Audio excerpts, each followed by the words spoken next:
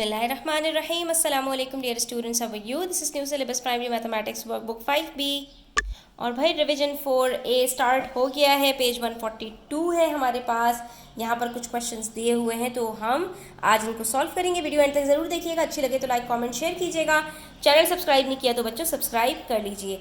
अब यहाँ पर आपको नंबर ऑफ लाइंस नज़र आ रही हैं जिसमें से ABCDEF स्ट्रेट लाइंस हैं आपके पास, और आपसे कह रहे हैं भाई कि अगर ये सब स्ट्रेट लाइंस हैं तो ये एंगल AOC पता लगा के बता दो।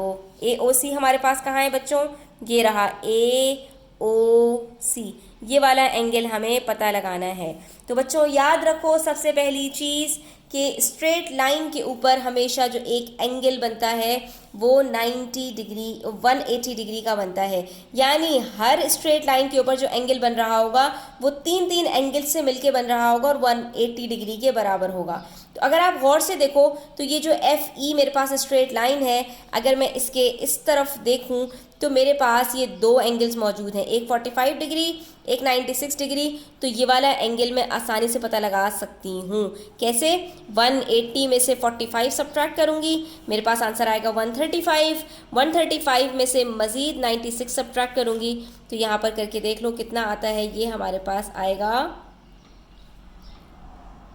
तो ये बन जाएगा हमारे पास 39 डिग्रीज। ठीक है, इसका मतलब है कि हमें ये तीनों एंगल्स पता चल गए। और हम एक चीज़ और सीख चुके थे बच्चों के, जब दो लाइंस एक स्ट्रेट लाइंस एक दूसरे के साथ किसी पॉइंट पर मीट होती हैं तो जो ऑपोजिट एंगल्स होते हैं वो इक्वल होते हैं। ठीक है, जब वो इक्वल होते हैं तो अब यहाँ पर हमारे पास बाकी तीनों एंगल्स ऑपोजिट एंगल्स हैं, वर्टिकली ऑपोजिट एंगल्स हैं। तो हम सबके ऑपोजिट्स को क्या करेंगे, उसके साथ कॉरस्पॉन्डेंस में जो है वो लिख देंगे। अब जैसे आप ये देख रहे हो कि ये लाइन और ये लाइन हमारे पास क्या हैं, ये दोनों लाइंस जो एंगल्स बन रहे हैं वर्टिकली ऑपोजिट एंगल्स हैं, क्योंकि ये दोनों स्ट्रेट लाइंस यहाँ पर मीट कर रही हैं। तो ये 45 डिग्री है तो ये भी कितना होगा, 45 डिग्रीज। इसी तरह से आप ये देख रहे हो कि एक ये स्ट्रेट लाइन है और दूसरी ये स्ट्रेट लाइन है। अगर ये 96 डिग्री है तो इसके ऑपोजिट में एंगल O है, ये कितना होगा हमारे पास, ये भी 96 डिग्रीज होगा।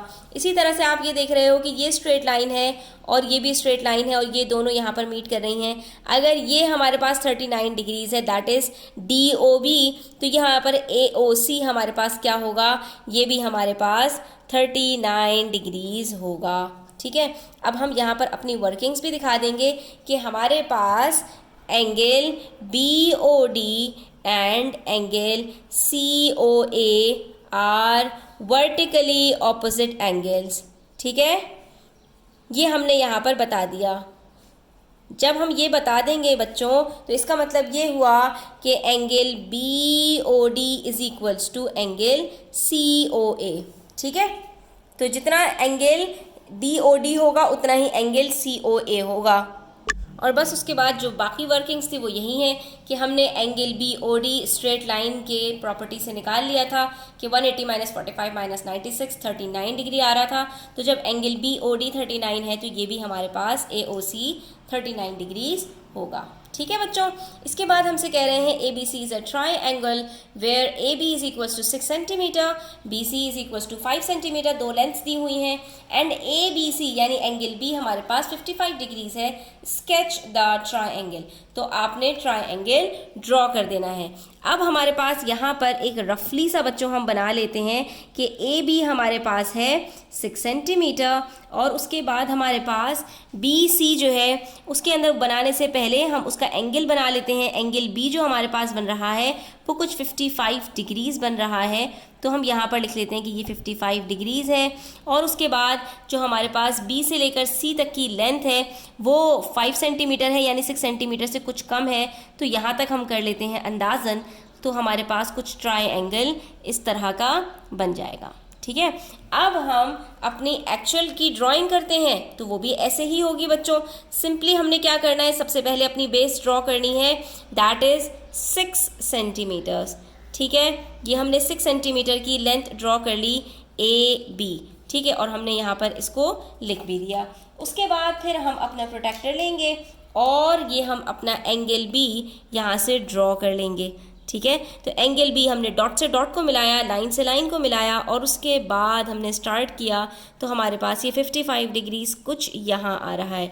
डॉट लगा लिया हमने। इसके बाद जो मेजरमेंट होगी हमारी वो कितनी होगी बच्चों?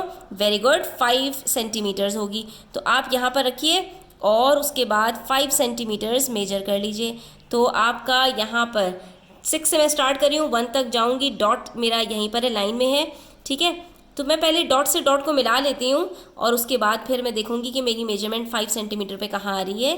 तो ये बच्चों देख सकते हैं आप, मेरी 5 सेंटीमीटर की जो लेंथ है वो यहाँ कट हो रही है, ठीक है। इसका मतलब है यहाँ से मैं अपना ए से लेकर सी तक को जॉइन कर लूँगी, ठीक है।